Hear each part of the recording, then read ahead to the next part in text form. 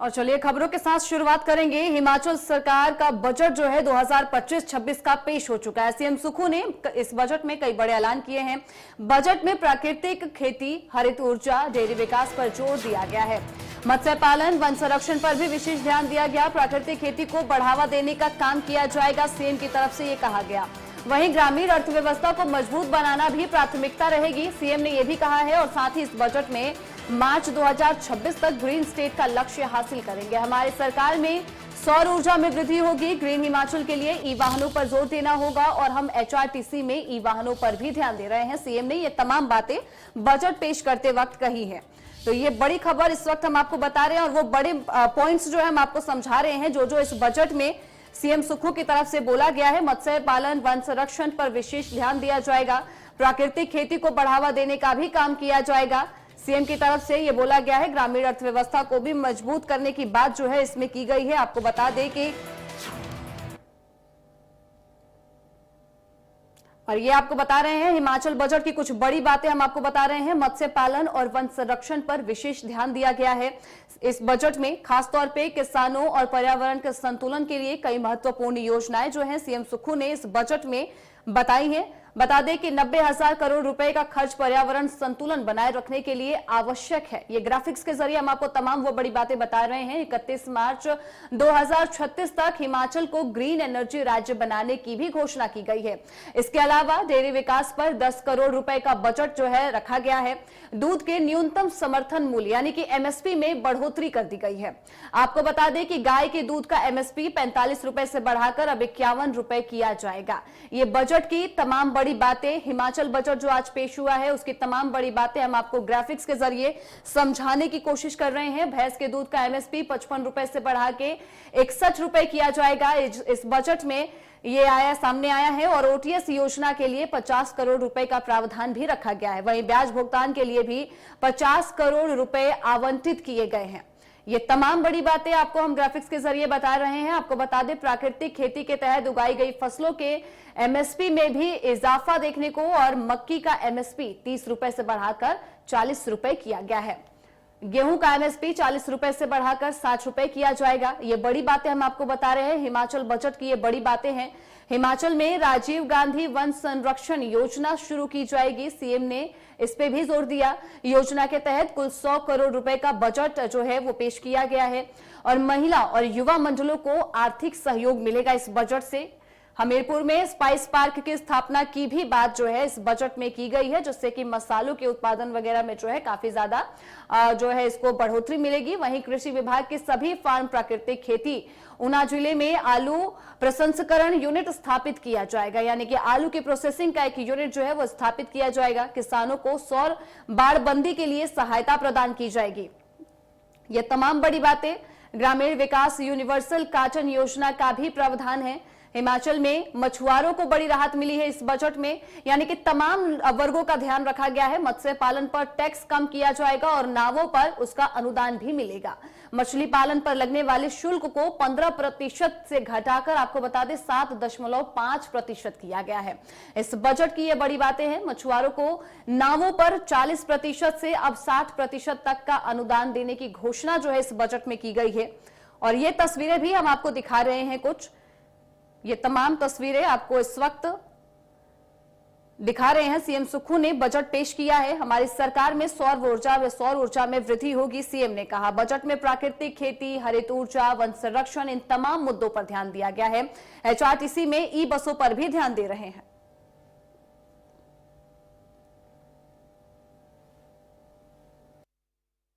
सरकार स्वास्थ्य पर्यटन को बढ़ावा देने के लक्ष्य से प्रदेश में 4 नए 5 स्टार स्तर के नेचुरल केयर वेलनेस सेंटर खोलेगी। ये केंद्र शांत प्रकृति वातावरण में योग, ध्यान, हर्बल उपचार और पारंपरिक चिकित्सा का अनूठा अनुभव प्रदान करेंगे। साथ ही यहाँ दिए जाने वाला भोजन व अन्य खाद्य सामग्री भी विशुद्ध रूप से प्राकृतिक होगी। इस पहल का उद्देश्य प्रदेश को एक प्रमुख स्वास्थ्य पर्यटन स्थल के रूप में स्थापित करना होगा और पर्यटन अनुकूल प्रथाओं को बढ़ावा देना होगा। सरकार द्वारा रक्कड़, पालमपुर, सुल्तानपुर, जसकोट, शोरबो, किन्नौर में हेलीपोर्ट्स का निर्माण और संचालन वर्ष 2025-26 के भीतर कर दिया जाएगा। इसके अतिरिक्त आलू ग्राउंड मनाली, धार क्यारी नाहन, बिलासपुर बसाल सोलन और जनकौर हार उन्ना के लिए वर्ष 2025-26 के दौरान ऑब्स्टेकल्स लिमिटेशन सरफेस सर्वे टीपीआर जैसी औपचारिकताएं पूर्ण कर ली जाएगी और इसमें जैसे ही औपचारिकता पूर्ण होती है इनके निर्माण की प्रक्रिया भी शुरू कर दी जाएगी। अध्यक्ष महोदय, राज्य सरकार ग्रामीण अर्थव्यवस्था के विकास एवं पंचायती राज को सुदृढ़ बनाने के लिए प्रतिबद्ध है। व्यवस्था परिवर्तन की ओर आगे बढ़ते हुए हम ग्रामीण अर्थव्यवस्था आजीविका में सुधार लाने एवं आत्मनिर्भर, स्वच्छ और समृद्ध हिमाचल के संकल्प को साकार करने की दिशा में मजबूत कदम उठा रहे हैं। इस प्रयास को जारी रखते हुए 2025-26 के दौरान मैं निम्न कार्यों की घोषणा करता हूं। राज्य में प्रशासनिक व्यवस्था को और अधिक प्रभावी एवं सुचारू बनाने के लिए हम ब्लॉकों का पुनर्गठन करेंगे। यह कदम संसाधनों का बेहतर उपयोग, प्रशासन में कार्य कुशलता लाने और सरकारी सेवाओं को आसानी से आम जनता तक पहुंचने में कामगार होगा। हमारे ग्रामीण संस्थानों को सशक्त बनाने के लिए कैपेसिटी बिल्डिंग अत्यंत महत्वपूर्ण है। इस दृष्टि से राज्य ग्रामीण विकास संस्थान SIRD के अंतर्गत 9 विस्तार प्रशिक्षण केंद्र एक्सटेंशन ट्रेनिंग सेंटर्स स्थापित किए जाएंगे। ये केंद्र पंचायत प्रतिनिधियों, ग्रामीण विकास कार्यकर्ताओं और अधिकारियों कर्मचारियों को उच्च स्तरीय प्रशिक्षण प्रदान करेंगे, जिससे वे और अधिक प्रभावी ढंग से लोगों की सेवा करने में सक्षम होंगे। स्थानीय कारीगरों और उद्यमियों को बढ़ावा देने के लिए नए स्तरों पर हिमीरा शॉप्स, हिमाचली हाट, साथ ही वेस्ट साइड एम्यूनिटीज का निर्माण आरंभ किया जाएगा। इससे पारंपरिक हस्तशिल्प, हथकरघा और कृषि उत्पादों को स्थायी मंच मिलेगा, जिससे रोजगार के नए अवसर सृजित होंगे और ग्रामीण अर्थव्यवस्था को मजबूती मिलेगी। और ये तमाम बड़ी बातें हमने आपको बताई कि आज के बजट में क्या कुछ खास रहा, क्या क्या वो बड़ी घोषणाएं हैं जो कि की गई हैं आज के बजट में। तमाम वर्गों के अगर हम साफ तौर पे बोले तो हालांकि तमाम वर्गों पर खास तौर पे ध्यान दिया गया है इस बजट में, जैसे कि प्राकृतिक खेती, हरित ऊर्जा, डेयरी विकास पर भी जोर दिया गया है। ग्रीन हिमाचल के लिए ई वाहनों पर जोर देना होगा, सीएम ने कहा। मत्स्य पालन हो गया, वन संरक्षण पर भी विशेष ध्यान दिया गया। प्राकृतिक खेती को बढ़ावा देने का काम किया जाएगा, सीएम ने कहा है। बजट में प्राकृतिक खेती पर ग्रामीण अर्थव्यवस्था को मजबूत बनाना प्राथमिकता रहेगी। खासतौर पे ग्रामीण अर्थव्यवस्था पे काफी ज्यादा इस बजट में जो है ध्यान दिया गया है। बजट में प्राकृतिक खेती, हरित ऊर्जा, डेयरी विकास, अगर हम इन तमाम चीजों को देखें तो ग्रामीण को एक तरीके से काफी ज्यादा महत्व दिया गया है, केंद्रित रहा है। मत्स्य पालन, वन संरक्षण पर विशेष ध्यान दिया गया। साथ ही सीएम ने कहा कि HRTC में ई बसों पर भी ज्यादा जोर दिया जाएगा। आपको बता दें कि सीएम ने 2 घंटे 57 मिनट लंबा बजट भाषण दिया है। बजट में गांव, किसान, युवाओं के लिए कई बड़े ऐलान किए गए।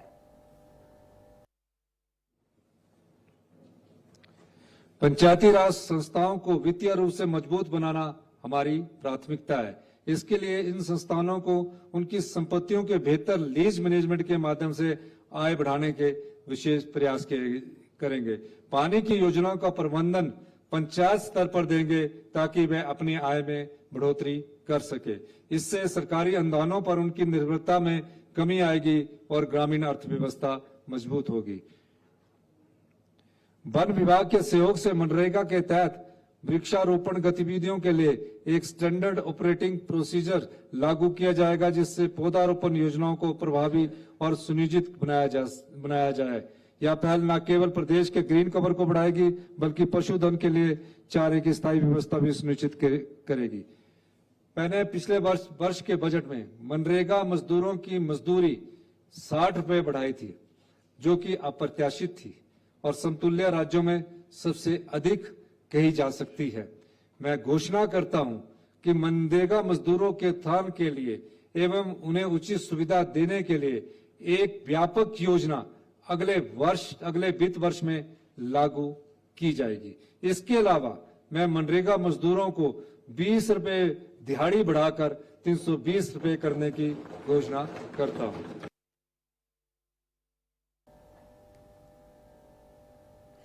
तो बजट में गांव, किसान, युवाओं के लिए कई बड़े ऐलान किए गए हैं। प्राकृतिक खेती को बढ़ावा देने का भी काम किया गया है। आपको बता दें कि तमाम बड़े वादे और तमाम बड़े दावे इस बजट में किए गए हैं।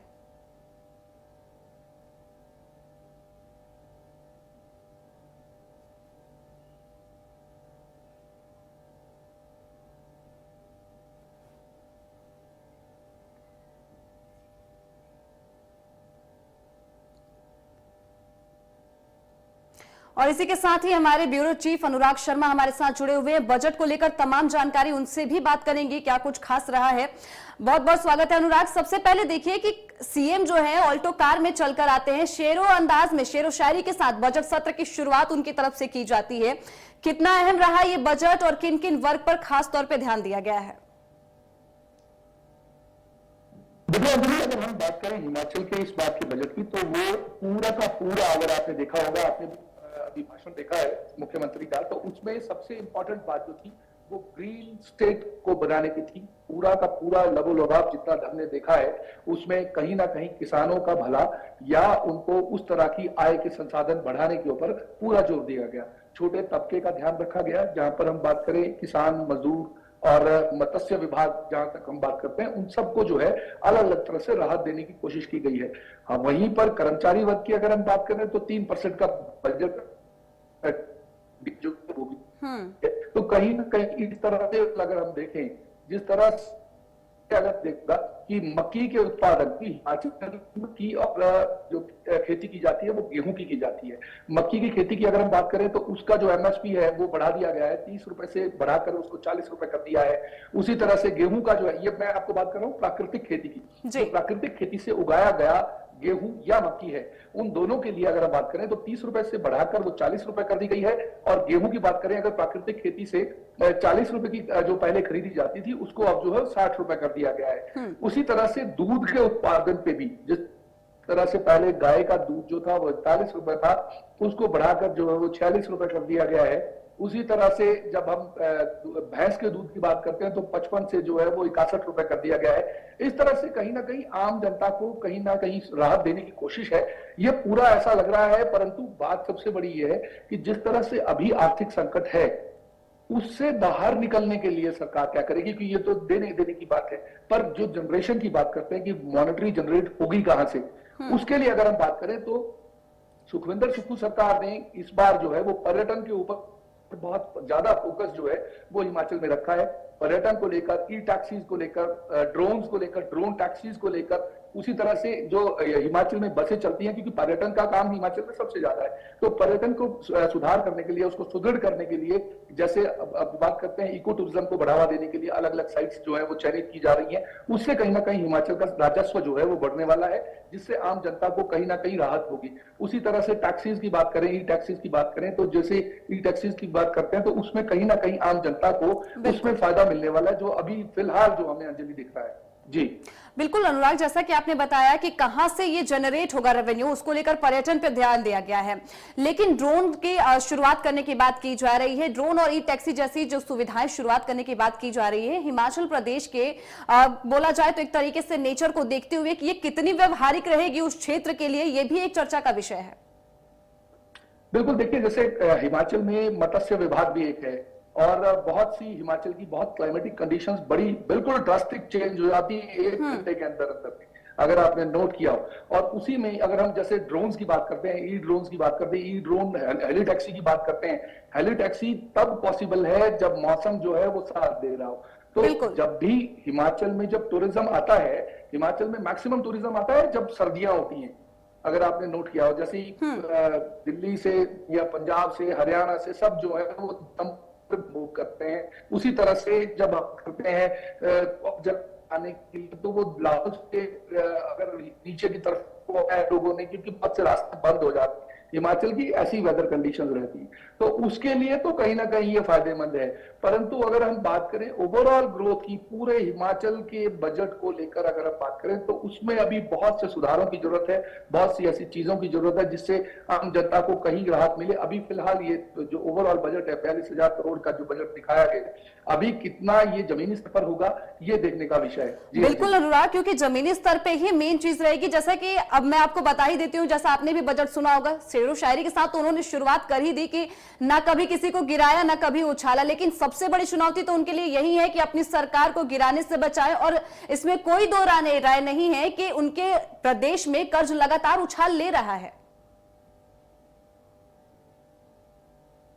बिल्कुल अंजलि, लगातार नहीं, जब से उन्होंने इस सत्ता में आए, आपने देखा होगा कि 1 लाख करोड़ से ऊपर का जो हमारा इंटरेस्ट है, मतलब जो हमने सरकार हिमाचल प्रदेश की सरकार ने केंद्र से ले लिया है, वो कर्ज को कैसे अदायगी दी जाएगी उस पर अभी तक कोई बात नहीं हुई है। हालांकि उन्होंने बताया कि हमने 8 से 9,000 करोड़ वापस दे दिया है, परंतु बात यह है कि अब फिर दोबारा बजट के लिए पैसा लिया जाएगा।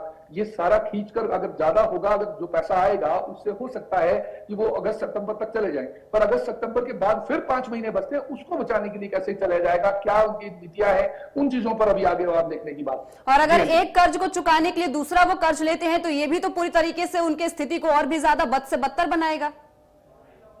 बिल्कुल अंजलि, यही अभी तक तो यही रिपीटेशन हो रही है कि कर्ज जा रहा है, परंतु जिस तरह से सुखविंदर सुक्खू बोल रहे हैं कि हमें जीएसटी का पैसा आना है केंद्र सरकार से और योजनाओं का, और जो हमारा एक बजट आता है जिसको डिजास्टर मैनेजमेंट बजट बोलते हैं, वो वाला पैसा आने के बाद जो है वो कुछ थोड़ी सी हिमाचल की स्थिति सुधरेगी।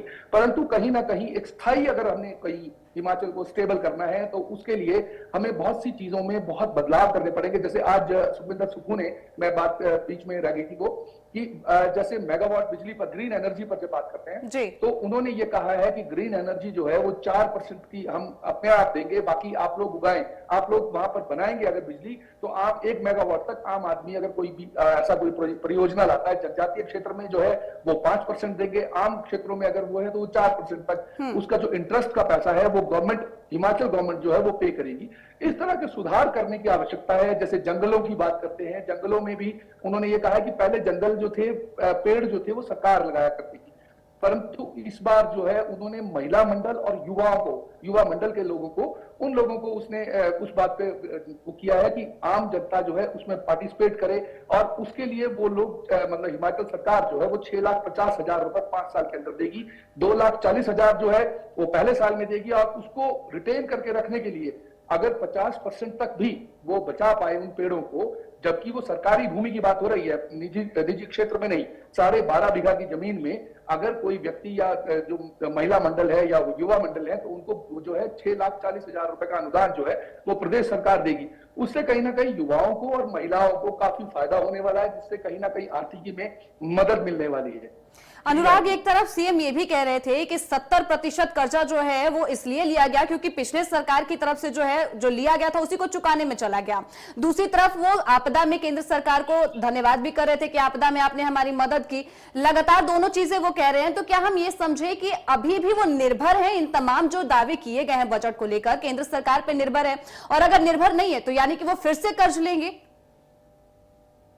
बिल्कुल अंजलि, ये बिल्कुल सच्चाई है कि अभी तक जितना भी पैसा लिया गया उसमें से 70% सच में ऐसा है कि वो हिमाचल पुराने कर्जों को देने के लिए वापस गया है। वो पैसा का पूरा रिवॉल्विंग फंड की तरह काम कर रहा है, ये वहां से आता है, एक कान से पकड़ा और दूसरे कान से उनको दे दिया, इस तरह से जो है वो ऐसा चल रहा है। परंतु मैंने तभी आपको पहले भी बोला कि हमारे को हिमाचल में अगर आत्मनिर्भर बनाना है तो उनको बहुत सी ऐसी पॉलिसीज पे रिफॉर्म्स करने पड़ेंगे, बहुत सी ऐसी चीजों पर काम करना पड़ेगा जिससे हिमाचल की आर्थिकी जो है वो मजबूत हो। परंतु फिलहाल अभी जिस तरह का अभिभाषण अभी मुख्यमंत्री ने दिया है, उससे ऐसा कोई स्ट्रॉन्ग चेंज जो है वो अभी हमें होता हुआ दिख नहीं रहा है, क्योंकि बीजेपी भी अभी हम बीजेपी के एलओपी से भी बात करेंगे कि उनका क्या कहना है, किस तरह का बजट जो है उनको लगा है, क्योंकि जिस तरह से सरकार के पक्ष में अभी तक बोला गया है, सरकार की सारी योजनाएं हमने बताई हैं, अभी तो बीजेपी की तरफ से रिएक्शन आने हैं, वो बताएंगे कि क्या क्या कमियां इन लोगों ने देखी हैं और क्या सुझाव जो है वो अभी सुखविंदर सुक्खू की सरकार को देने वाले हैं।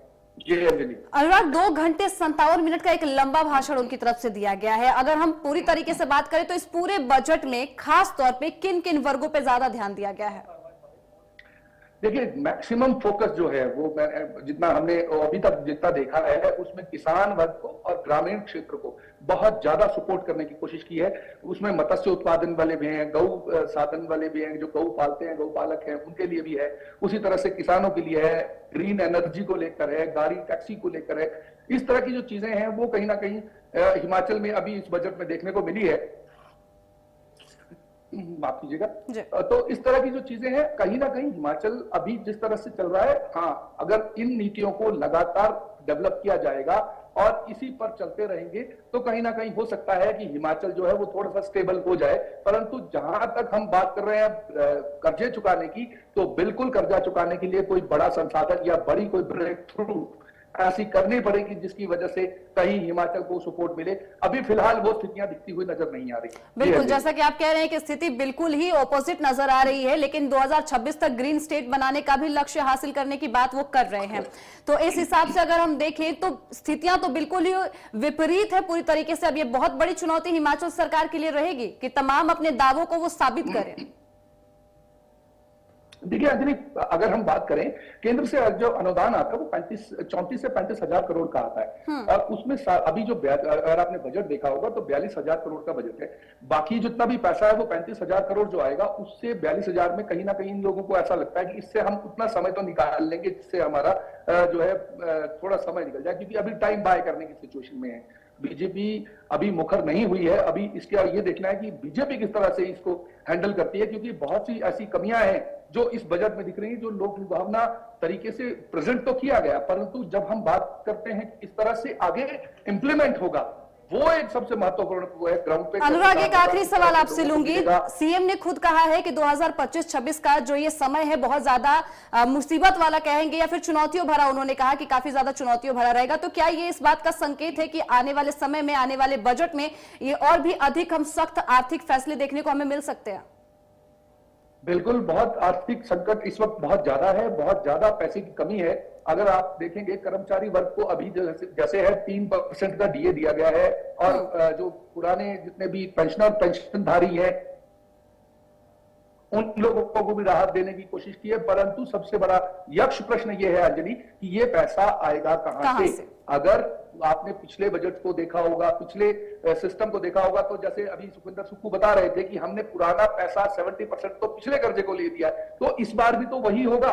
अगर वो चीज इस बार भी वही रिपीट हो रही है, फिर जो ये प्रोग्रेस के काम है वो कैसे होंगे, ये बहुत ज्यादा महत्वपूर्ण है। अंजलि, बहुत बहुत शुक्रिया अनुराग, आपका तमाम जानकारी हमारे तक पहुंचाने के लिए। तो ये बहुत बड़ी चुनौती सरकार के लिए रहेगी, प्रदेश सरकार के लिए, क्योंकि दावे तो बहुत बड़े बड़े किए गए हैं इस बजट को लेकर, लेकिन उन दावों को पूरा करने के लिए जो रिसोर्सेज चाहिए, जो इनकम चाहिए, जो रेवेन्यू जनरेट होनी है, वो कहां से आएगी, बहुत बड़ा सवाल है। क्योंकि आपने एक कर्ज लिया दूसरे कर्ज को चुकाने के लिए, और ये प्रोसेस लगातार चलता जा रहा है। तो अब इसके लिए सरकार क्या कदम उठाएगी, कहां से रेवेन्यू जनरेट करेगी? सिर्फ एक चीज पे फोकस करने से होगा या नहीं होगा? और अभी सबसे बड़ा सवाल कि विपक्ष का इस बजट पे क्या प्रतिक्रिया आती है, यह भी अपने आप में बड़ा सवाल रहेगा। तो ये बहुत बड़ी चुनौती हिमाचल प्रदेश सरकार के लिए, सीएम सुक्खू के लिए, कि किस तरीके से वो अपने प्रदेश को बचाते हैं और विपक्ष को भी जवाबदेह बनेंगे। फिलहाल